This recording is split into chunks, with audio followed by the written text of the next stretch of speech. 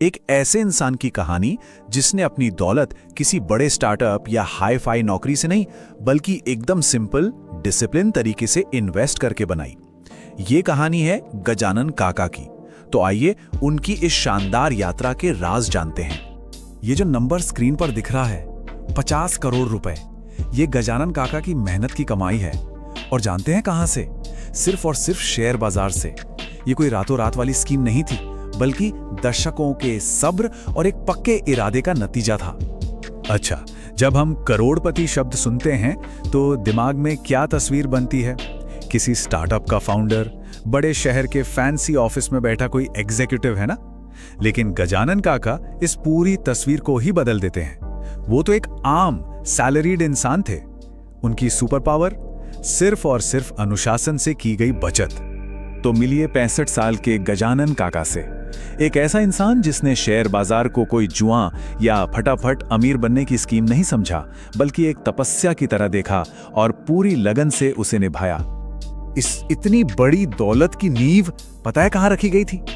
एक बहुत ही मामूली शुरुआत पर। जरा सोचिए, साल था 1980 और उनकी तनख्वाह थी सिर्फ 900 रुपए महीना।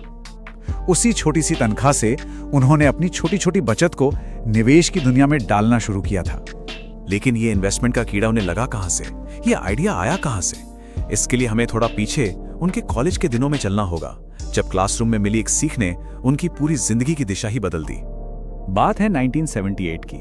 पुणे में उनके इकोनॉमिक्स के प्रोफेसर ने पहली बार उन्हें स्टॉक्स की दुनिया से मिलवाया।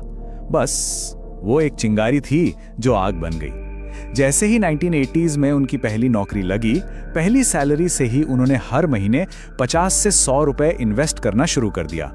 रकम भले ही छोटी थी, पर शुरुआत हो चुकी थी। उनके प्रोफेसर देशपांडे जी की एक बात उनके दिमाग में बैठ गई।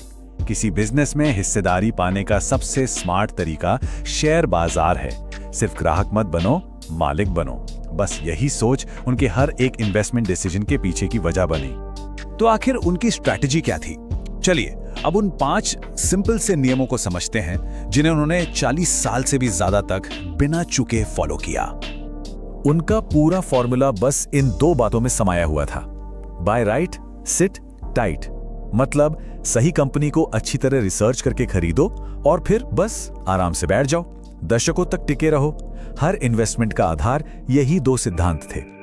किसी भी कंपनी को चुनने के लिए उनके 5 गोल्डन रूल्स थे। पहला, कंपनी का इतिहास लंबा हो, मतलब वो भरोसेमंद है।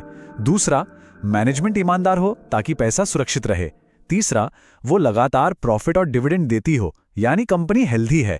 चौथा, उस पर कर्ज ना के बराबर हो। और पांचवा, आम जनता का उस पर भरोसा हो। बस उनका तरीका इतना डिसिप्लिन था जिसे आज हम SIP या सिस्टमैटिक इन्वेस्टमेंट प्लान कहते हैं। हर महीने की पहली तारीख को सैलरी का 20 से 25% हिस्सा सीधा इन्वेस्टमेंट में जाता था। बाजार चाहे ऊपर हो या नीचे, इससे कोई फर्क नहीं पड़ता था। घर के बाकी सारे खर्चे हमेशा इसके बाद होते थे।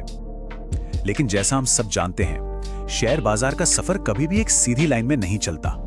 रास्ते में कई बड़े तूफान आए और उन्हीं तूफानों में उनके इस विश्वास का असली टेस्ट हुआ।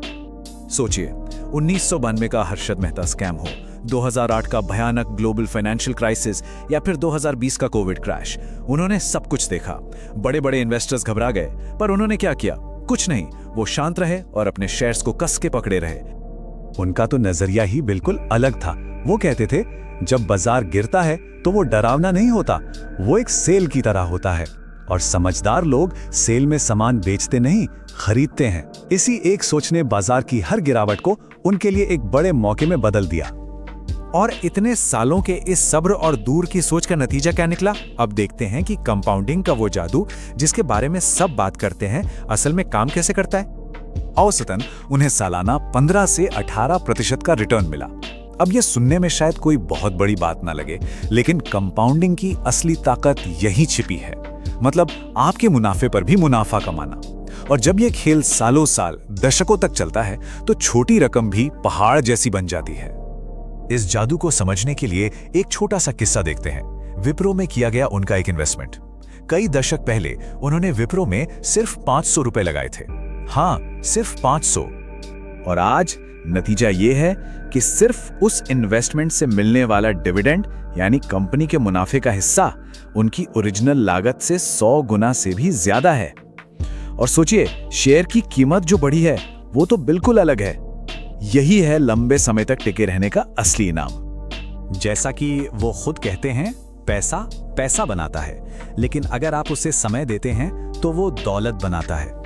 पैसा और दौलत के बीच का ये जो फर्क है ना, यही उनकी पूरी सफलता का निचोड़ है। तो आखिर में इस पूरी यात्रा से हम क्या सीख सकते हैं? आइए देखते हैं कि आमतौर पर निवेशक क्या गलतियां करते हैं और काका की सलाह क्या है। देखिए, ज्यादातर लोग जल्दी अमीर बनने के शॉर्टकट ढूंढते हैं, जबकि काका का रास्ता लंबे सब्र का था। लोग उधार लेकर महंगी जिंदगी जीते हैं, जबकि काका ने हमेशा पहले बचत और निवेश को पहली जगह दी। जहां लोग हॉट टिप्स के पीछे भागते हैं, वहीं काका अपनी खुद की गहरी रिसर्च पर भरोसा करते थे। उनकी आखिरी सलाह इन 3 बातों में छिपी है, जो किसी भी निवेशक के लिए एक मूल मंत्र की तरह है। जल्दी शुरू करो, धीरे चलो और सबसे जरूरी, सब्र रखो। निवेश एक मैराथन है, 100 मीटर की दौड़ नहीं।